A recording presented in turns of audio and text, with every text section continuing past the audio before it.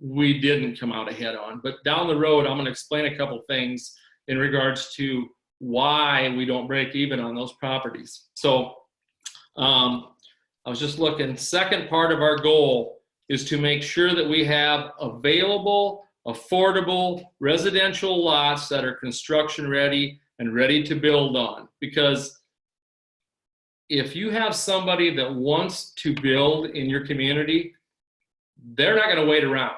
A lot of people they want it right now. So we've learned, keep those lots available and ready to go, and all it takes is the signing of a paper to transfer the deed and they're ready to roll. Nobody in this world has any patience anymore. So we found out when we did our last housing development that you need to have that ready to go for them at the instant they're ready to get a builder engaged with them, and it's a matter of 30 days, get their zoning done, and they're ready to roll. So I'm just going to go through a couple of things, how we've been able to do, because I think in the last 8 years, we have added 7 new homes to our housing development, knocked down 6 older houses that have all been replaced with new homes. And this year with there's a new one right there. There's another new one. There's a couple old ones that are gone from here right now. So Michelle's screening it along just to give you an idea of when that's gone, what can go in the place of it. So right there is a prime example. But we have between the 13, 14, we're going to have 5 new homes put up this year alone in 2020 here in Petersburg, which for a town of 338 is kind of a major accomplishment for us to make that happen. Now, some people say, how do you do that? How do you go about buying that dilapidated house? Well, so here in Petersburg, we've got a 12-member development corporation, and we've made it a point of ours to make sure that we have enough pride to get rid of those old homes. So how do we do that? You have to have some sort of funding. We were lucky enough that back in 1998, the gentlemen and women on the board of our city council decided to enact a 1% sales tax ordinance that passed. But on that 1% sales tax, half of that money is allowed for the community village to use for general, and half of that is to go toward economic development. So our 12-member group, we make the decision if there's something that we want to buy to get rid of, or if we have lots that we can buy that are suitable for housing. Anytime we have a project, we have to go before the town board, which in a community our size, a village, it's the town board. We have to tell them what our project is, and the half of that sales tax money is there for us to access to use toward acquiring those properties, which I wish it was that easy in every community, but it's not that easy, because when I was in Michelle's role, I found out that a lot of the places have their sales tax money go strictly to the municipality, which they didn't set anything in place for the development part of it, if they have a development group at all. So having a development group is number one.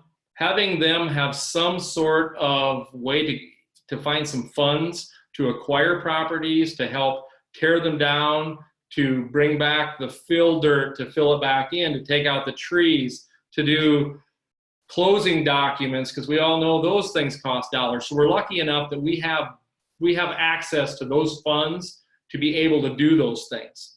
And typically any older property that we knock down, we don't make a penny on it.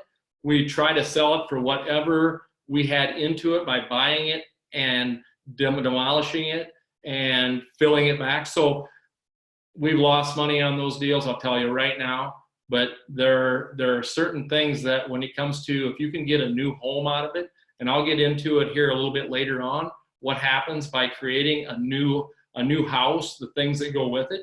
So, I mean, not everybody in every community has that opportunity, but I wish there was a way that every community had a small economic development group, people that live in that community see those things on a daily basis and know what they like about it, what they don't like about it, and where they want to go with the pride in their community and how they want their community represented. So I just wanted to throw that out there to say, and somebody says, how do you acquire those properties? Well, if we know of someone who has a property, it's either one of us goes face to face with the homeowner or the property owner, emails, texts, phone calls, but you don't know until you ask them. That's the only, and we're pretty much upfront about it, that if your place doesn't look like it's a good representation of our community, somebody's going to ask you what your plan is with that. And if they don't want to move forward with it, we've got the need here that we think we can,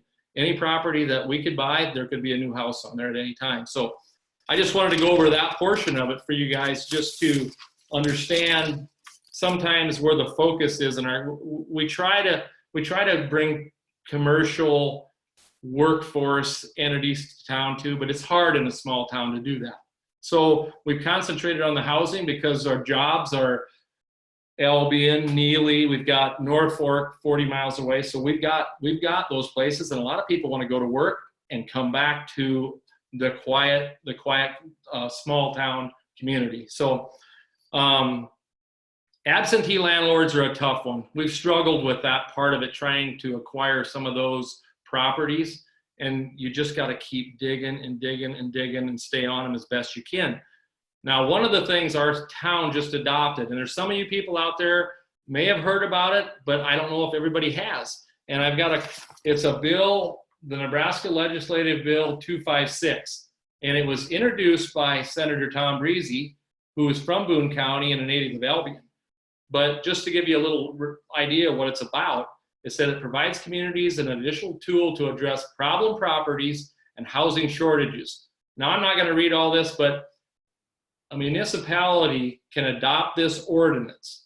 And if there's a vacant property, registration ordinance requires registration of a property vacant after 180 days, okay? An initial registration fee is no more than $250 for a residential and $1,000 for commercial, okay? Unpaid registration fees and fines would become a lien on the property upon notice to the county. So I don't want to say you're forcing their hand, but you're hitting them in the pocketbook with this bill, where if they don't want to do anything with their property, at least you can somehow put a little bit of leverage against it to maybe down the road make them say, I'm tired of paying registration fees for a vacant home. So this is one that we've just enacted here, and I'm interested to see if it'll do some good, because we've got a couple of those absentee landlords that one lives in Florida, one lives in California, and do you think they drive by that house on a daily basis? Absolutely not. And we do see it, and so it's hard to get them to get off a dead center. So I just wanted to let you guys know, Nebraska Legislative Bill 256, be a good one. Okay, so with that being said, that's the dilapidated houses. Our development group has also assisted. We like it when somebody buys that bad property, and they've asked us before to come in and help assist with the demolition. And typically we try to do a 50% match on if they need something hauled away to the dump, or if they need assistance bringing dirt back in. We try to we like it when they take the ownership, and then we just follow into the second role of maybe making it happen. So I think that covers that portion of it. The second part of that goal too is, how do you go about providing new affordable residential lots that are ready to build on? And it's a struggle, because we had a meeting with a group from a town of just about 1,000 last week, and it's hard to get all of your ducks in a row and to find the people that you need to make this happen. So I always say, very important to have the lots builder ready. We've just got out. The other thing is, we found out that people like to build new homes next to new homes. And I don't call it the inner city, but we put up a couple of spec homes that before they were completed, we sold just because the people liked the location. They were within a block of the downtown district. So I'm not going to say that doesn't work, but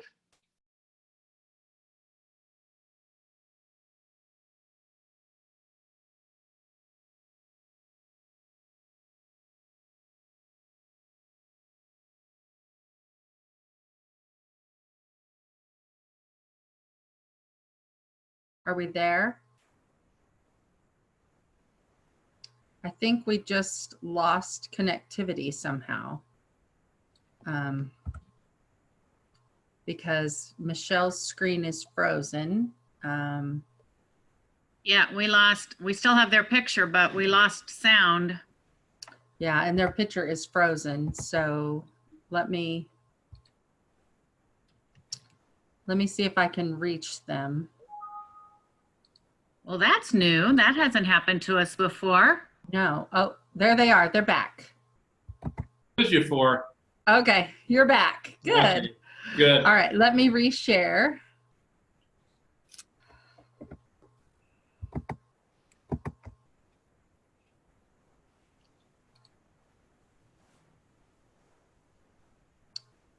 Okay, are you frozen again or are you there? We're here. Okay. Okay. Were we locked up for a while? You were. We lost you completely. How does that happen? It never fails, does it? Well, we've had some thunder going on here in Holdridge, but before you circle back, could Yes. we, there was a question in the chat box I wanted to maybe just have you touch on. Okay. You mentioned city funds, but you had access to them. Mary wanted to know if those were a separate account that was under your control, or does the city council have to approve? The city, okay, yeah, and I'm sorry, I should have went further into that. Because of that ordinance that passed where we have access to half of that 1%, those monies are in an account, sales tax monies are in an account. Our city clerk keeps track of how much like our development group has access to at all times, so we understand. We'd love to borrow $1 million every day of the week and do things with it, but we only have so many dollars in there. And as time goes along, I don't know what our sales tax brings in, probably somewhere between $20,000 to $30,000 a year. So it builds up if we need it. But if we have a project, we have to go to the city council and ask them if we could access our half of the 1% sales tax money to be used for this project. And we tell them what project it is, and then they have to give us the go-ahead or the no on that project. Does that answer that question? I believe so. Just a follow-up, those are not LB 840 funds, correct? You know, was LB 840 even created back in 1998? I don't know that answer. Yeah. Okay. I thought so. I don't either. I just remember we had a chance to implement city sales tax and had meetings with all the business owners who some were in favor and some were not. And so they ended up, the community voted on it and it passed. And so I don't know if it was LB 840, but it's a city sales tax with the state sales tax, but it's a 1%, and that's where we've kept it for, well, 21 years now, I think. Okay, So, perfect. And you mentioned an ordinance. Would you be willing to share that ordinance after today with others? yeah, and I think anybody can go, that ordinance in regards to how it was drawn up before, yeah, I'd be more than willing to share that with people. Okay. That'd be great. Sounds good. It just stated we were lucky enough to have 2 or 3 development group members on the city council at that time, which sometimes is a good thing and sometimes isn't, but it worked out at that time that they were in favor of trying to make some things happen that way. Okay, good. I think that catches us up in the chat box, so I'll let you resume, Doug. Thank you for taking those questions. Sorry about, I don't know where we went to for a little bit there. Me and Michelle were looking at each other like, I don't know, snowstorm, coronavirus. I don't know for sure which one it was. Who knows what it was? Yeah, if you want to move us forward. Hey, I got to read this one to you quick. I seen this joke today and I thought everybody needs a laugh sometimes. Do you ever wake up and kiss the person sleeping beside you and feel glad that you're alive? I just did, and apparently will not be allowed on this airline again. I thought that was too good not to share. Sorry, bad humor. New housing developments. How do you go about looking in? Number one, you got to know you have a need. Okay, we know we have the need. Number two is, where do you start from there? Okay, so our group gets together and we're like, how much space do we have? Can we buy that property? Is it in a floodplain? Is the location compatible with city infrastructure? Sewer, water, drainage, road access. Can they get electricity to it? Can they get natural gas to it? Can they get telecommunications, which we all know is huge right now and we lost for a little bit. So we know those things are all part of it. Can it be zoned? You know, zoning is an interesting situation anymore too. So in our case here, and I don't know if we can go to that next slide, maybe it'll show what we've just done, which we're still working on. And that is, our group decided, okay, we knew a landowner. Well, then leave it right there if you would. This is a shot, screenshot here is a shot of the first housing development and the kind of homes that were put on it. And I had a number here just for you guys to imagine this. That was all a small pasture before those homes sat on it. Well, there were 3 different property owners. We found a way to get it bought from all of them. City put in the money for the infrastructure. We bought the land. The development bought the land. We worked hand in hand with how the money got separated. Those properties, there are 7 new properties there right now. The total assessed value of those properties last year was just about $1.8 million. And the yearly tax on that property was just about $18,500. That is what happens when you get new housing into your community. Number one, four of these people that build homes didn't live here before. They moved to our community. They're using our grocery store, the gas station, the lumber yard. And the other part of it nobody understands is sometimes these people buy all of their lumber from the lumber yard. Well, they pay sales tax on that money, which goes to help build your sales tax fund also. So just to give you an idea of what can happen. So next, I think the next shot will show the other side of the new housing development, which was, I think 2012, those homes started going in. And we had 7 lots. They were 160 foot by 160 foot, which is like half to 3/4 of an acre. We found out people like huge lots. It's way bigger than it probably should be, but people like to build new homes, and then they like to have Cheryl's she shed or the man cave out back. And half of these homes have that. Between campers and those kind of things, that's the kind of toys they want to put in them. So we made this next housing development, which if Michelle scrolls one more, that's still one in the old development. Here's a picture, the very beginning of what is a street in the development. And right now, that's about exactly the way it looks, okay? So if you can go to the next slide, I'll show you a top view of, this is the road that we're putting in. Another shot of the road.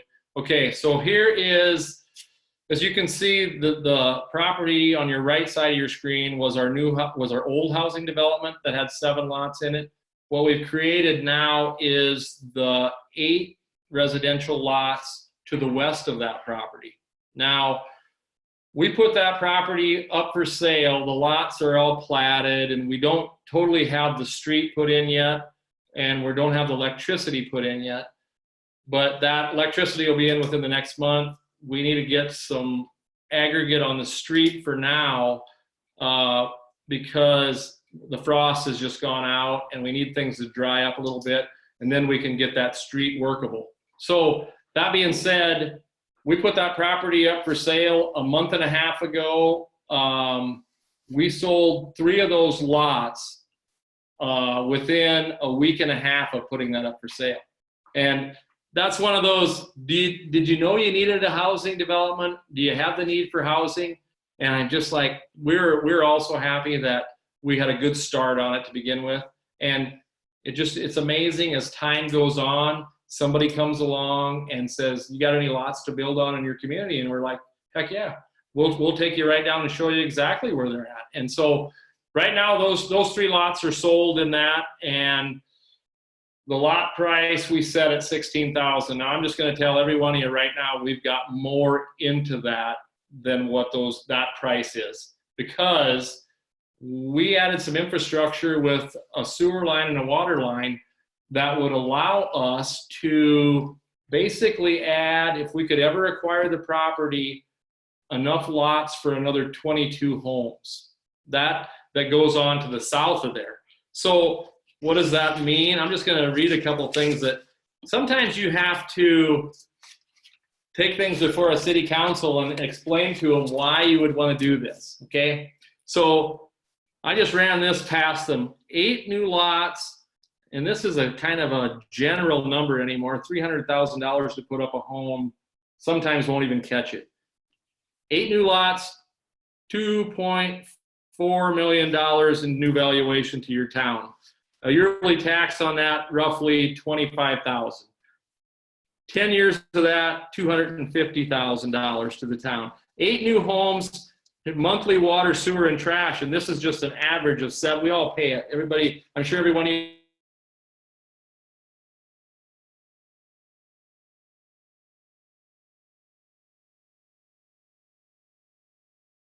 Michelle and Doug, can you hear me? We're locked up again.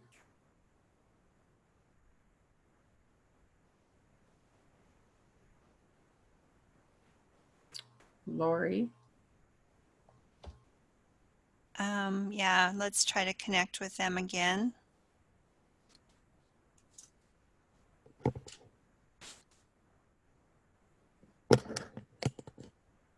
Oh, they're back. They're back. Okay. Now you got to hook everybody up. Doug, we kind of lost you when you were talking about 250,000. Then your screen froze again on us. So that's where we lost you at? Okay. yeah. Can you all still see us? Yes. Our presentation's not showing up for us. The presentation left, but I don't know if Right now we're on your aerial view of the 7-lot development with the 8 new lots. okay. Well, we've lost. That's all right. We've lost that part of it. Okay. I'll just keep. No, it's back. I like it. Okay. Okay. Where I was at when I was talking about why does the municipality like it when you can get 8 new homes on there? Because when you throw the water, sewer, and trash fees that go along, it helps to maintain your infrastructure. Those 8 homes over a year's time bring in about $7,000 worth of revenue for water, sewer, and all those things for your maintenance side of it. Over 10 years, that's almost $70,000, which allows the city to look forward and to make some improvements if they need to. And it helps in making sure there's more final users in what they have to offer. So economic impact, I don't think it's hard to put a number. You guys all know this. It's hard to put a number on new families moving to town, what they all can do for you. It's hard to just throw that number out there. We just know every time you create a new housing situation, it does so many things for the economic impact of your town. So with that being said, the one thing I would tell you is having this new development, and we're hoping that within the next 3 years, that's kind of our ballpark, 3 years, hoping to have it filled up by then. But it takes such time to make these things happen that we've already started looking for where the next project's going to be. And I mean, that sounds like 3 out of 8 lots sold, but you have to be proactive and be looking for that starting now. So I guess with that, I'm going to turn Michelle over to finish up the presentation on a little bit of what Boone County's doing on the housing side of things to maybe help some people out. Did you want a quick answer that? Village the question? Does the village have own the utilities in Petersburg, or is it there's some borrowing done to develop infrastructure in these additional 8 lots?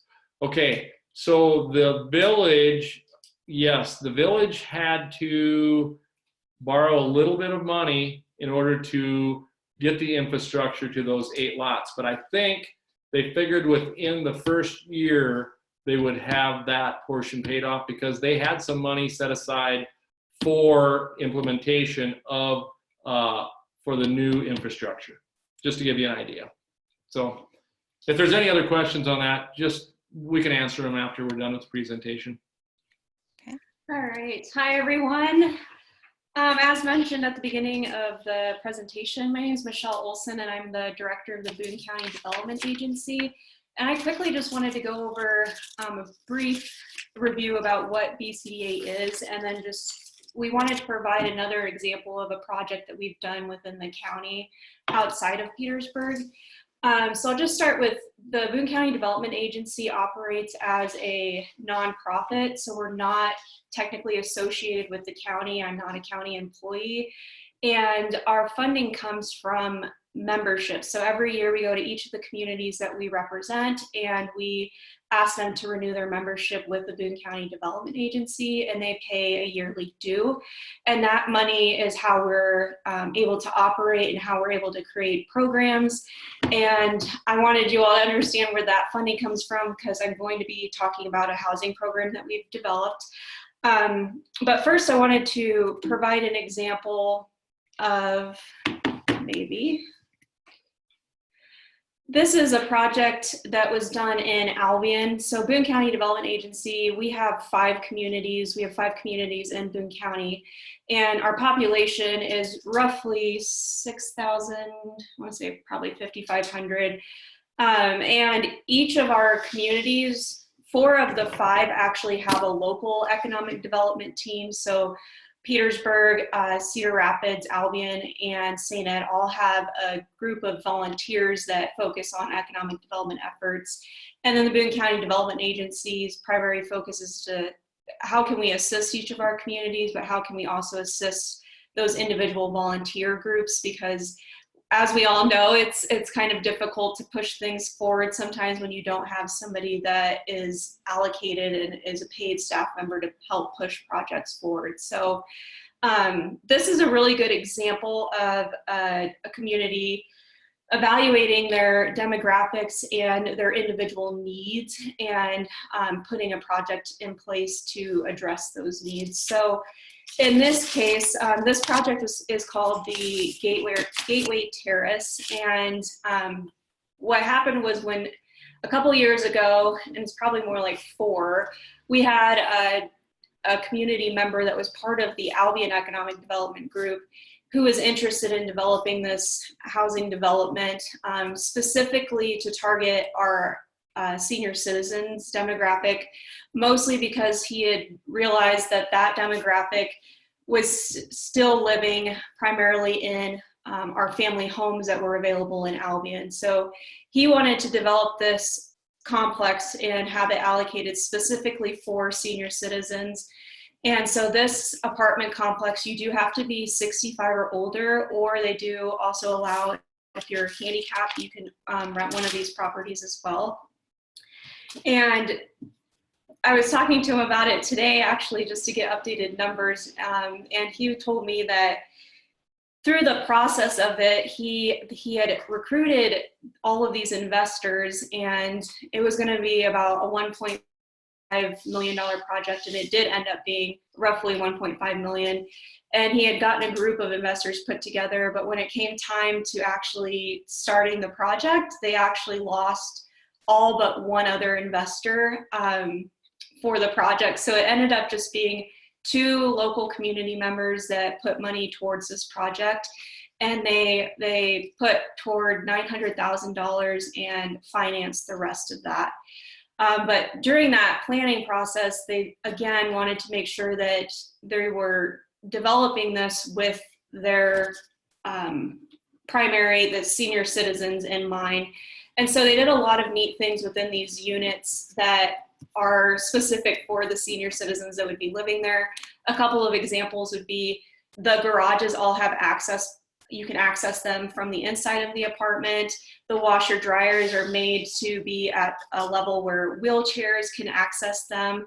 And then one of the things I thought was pretty creative was that they made the walls extra thick and insulated so that when seniors are listening to their TVs at maybe the extra loud volume, they're not bugging their neighbors. So they really put a lot of thought into who was going into these apartments. And there's 12 apartment units. And like I said, it was completed 2 years ago. And I thought this would be a great example because I believe some people that are on this call actually toured this apartment complex 2 years ago with me.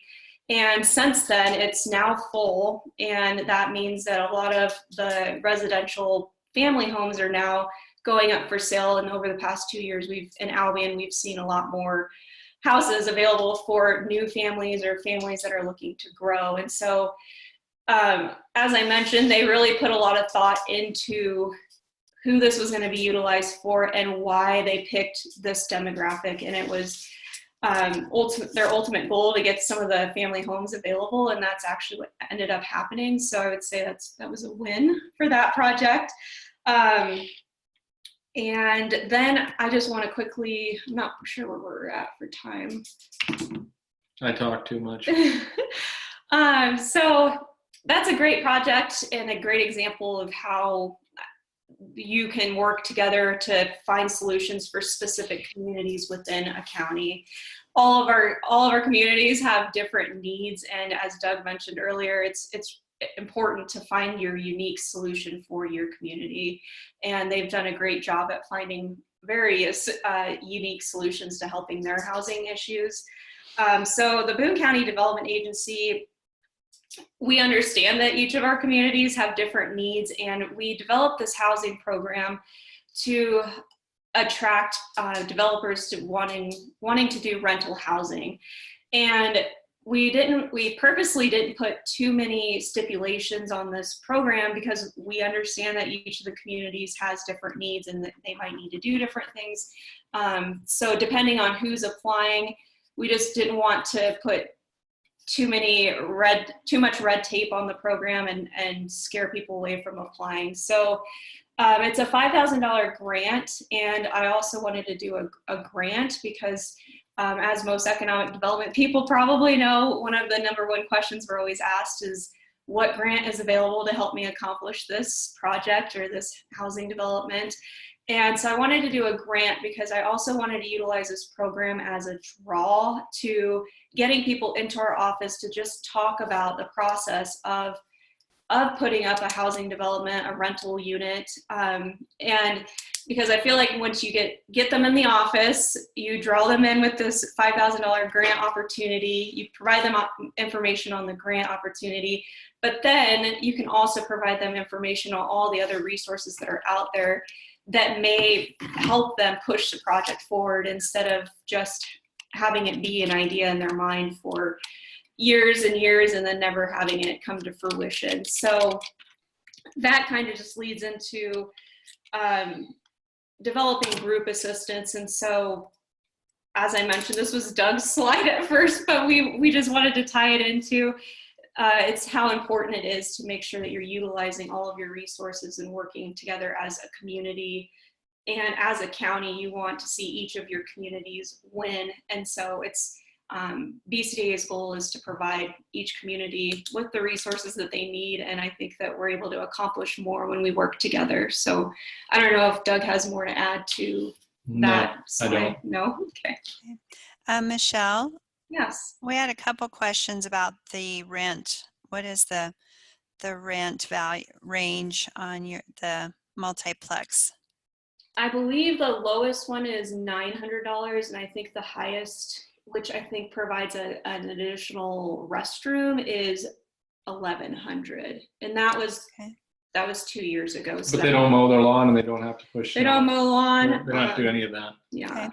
And who manages that? Has the owner/developer taken that responsibility on, or does someone else manage They it for them? contracted that out, so they no longer manage the property.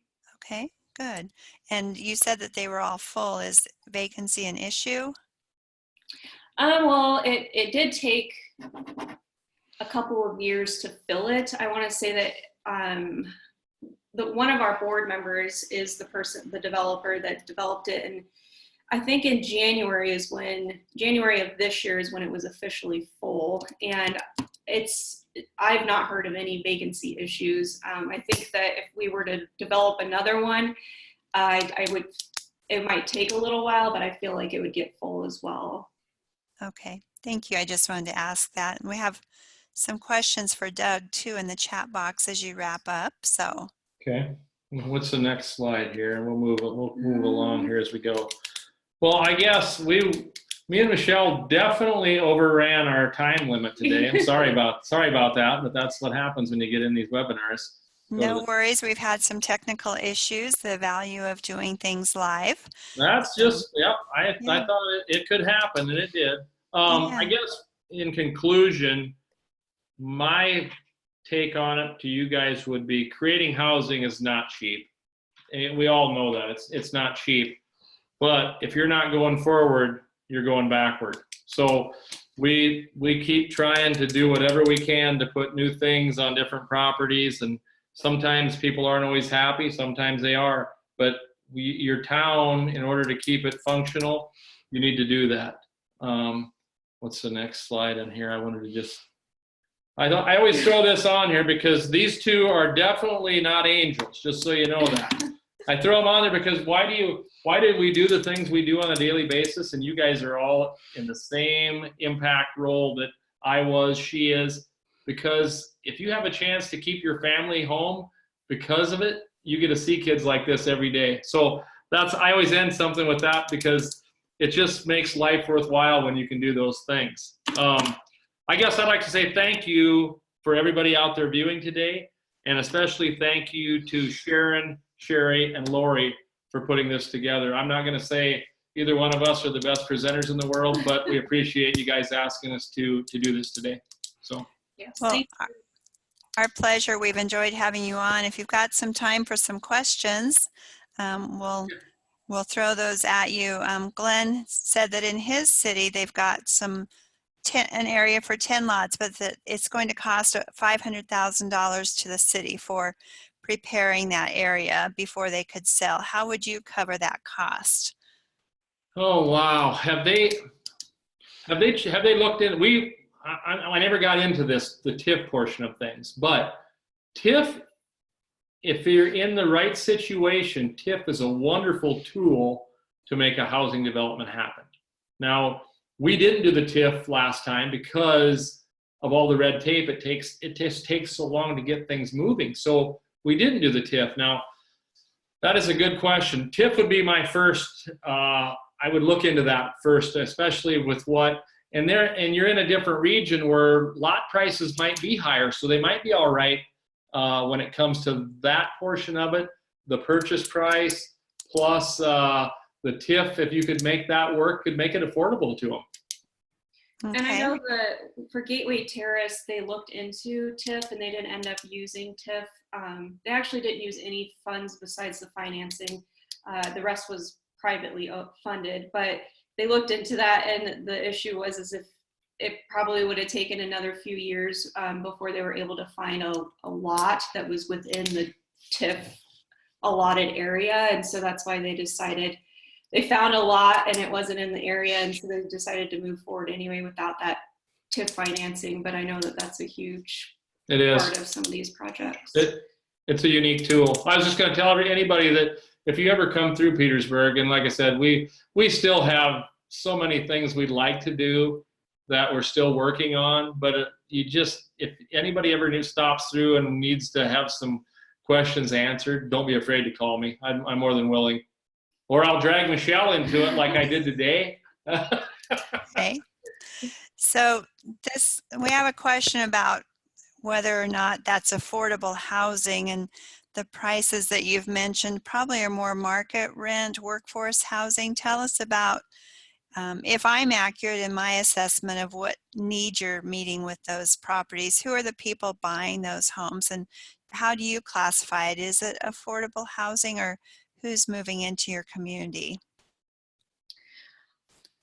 Well, I think that's where you go and you make sure that you understand your demographic. And I mean, talking about Albion, that's not a low to moderate income community. And so I think that they were, not that we don't need that lower income housing, because we definitely do, especially when we're looking.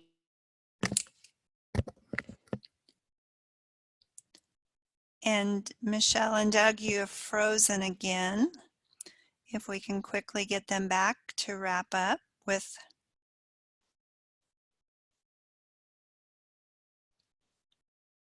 Okay. The beauty of live webinars and weather going on outside.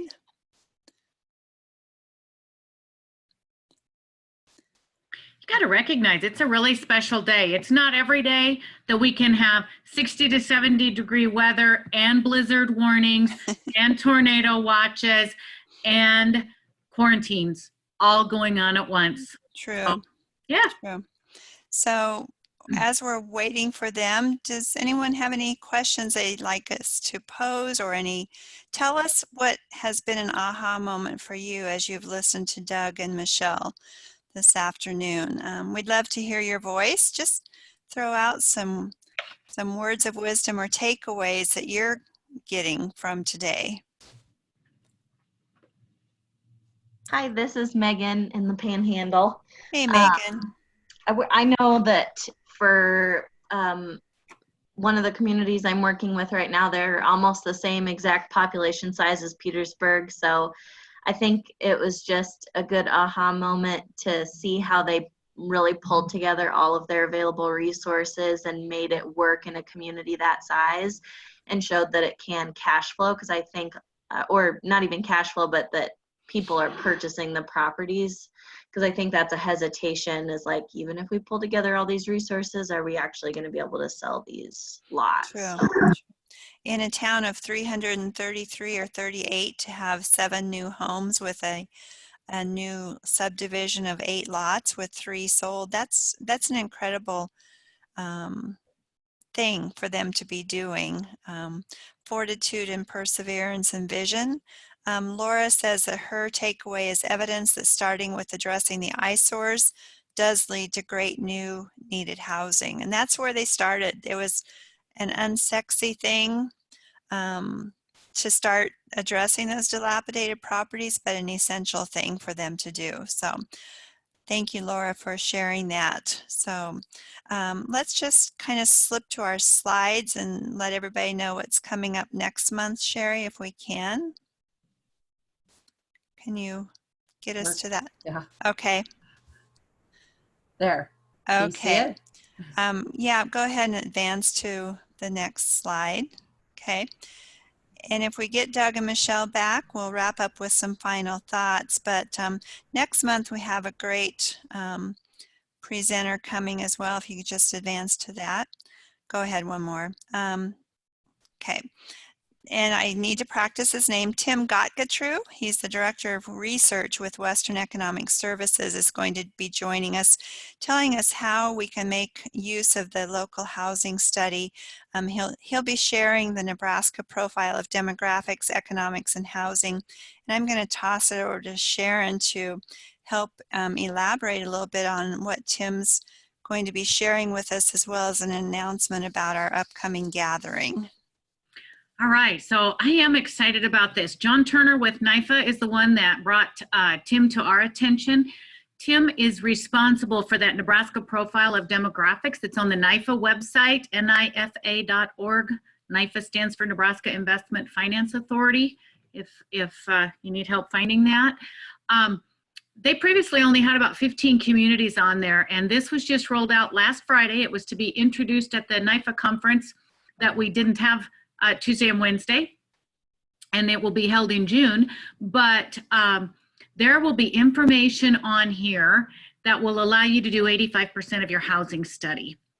Really, the only thing Tim told me that you'll need to do outside of what you can find on this website is the public input. So a few surveys, maybe talking to your households, your realtors, lenders, and employers. So I am excited about that, because I know we have a lot of communities that would like to go after grant funds, or want to use rural workforce housing money, and they really need a housing study for that. So this will allow you to do a lot of that yourself or be a much lower cost way, and just give you some good information. As he and I were talking on the phone, I had been in Red Cloud talking to a housing committee there, and he was pulling up off that website telling me, oh yeah, they've had this many building permits since 2007, and just, you know, giving me information that I would have had to dig quite a bit to get. So I am excited about that.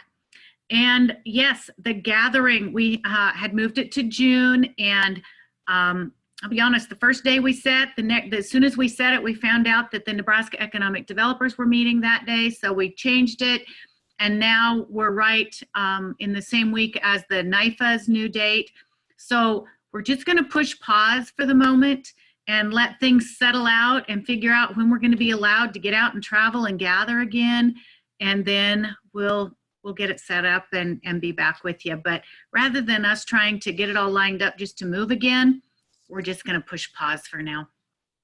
Okay, thank you, Sharon. With that, are there any last questions or comments from anybody?